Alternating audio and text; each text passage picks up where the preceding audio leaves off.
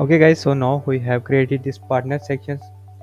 In next we will create this blog post sections, but before adding this section I will go to my website and then go to dashboard to create a blog.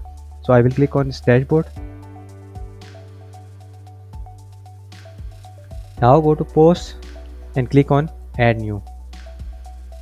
Here add your blog title. I will add the blog title. Now you have two choices. You can use Divi builder to create your blog or use a default editor. Here I will choose a default editor. Now here paste or add your blog content. Now I have added this content. Now click on this post section. Here you have multiple options. You can change its visibility to public. You can make it private or password protected. You can publish it immediately or scheduled name. Also you can change the post format. You can make it sticky to the top in the blog page.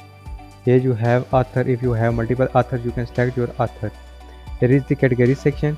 If you created any category, you can select it, or you can directly create a category. I will click on add new category, add name. Now I will click on add new category.